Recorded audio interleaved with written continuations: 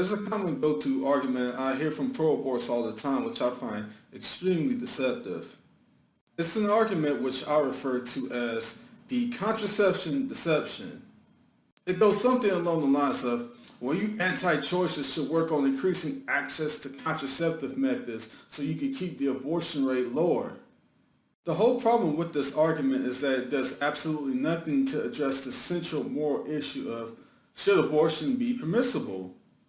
Now, I don't care if the abortion rate was dropped down to zero with the increased access to contraception. It still does not address the central issue.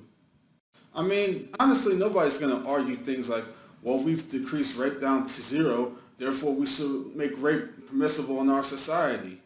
And just like with rape, it doesn't address the central issue of should this thing X be permissible. Now, I can hear a lot of pro-choicers out there immediately going, are you comparing abortion to rape now? And my answer to that is, well, I'm a pro-lifer, and what do you expect me to say? If I really believe and stand on the foundation that abortion is really wrong, then of course I'm going to think it's just as really wrong as rape.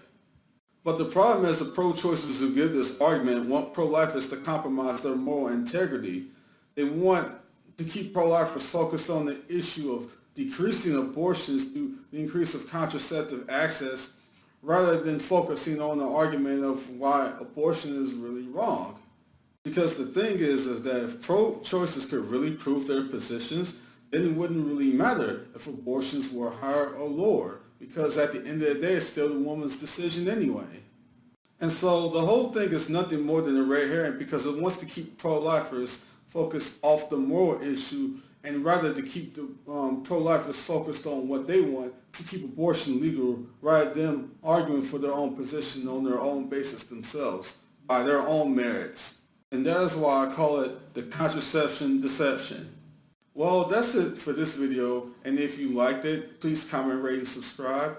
And even if you didn't like it, just leave some constructive criticism in the comments, and I'll see you all next time.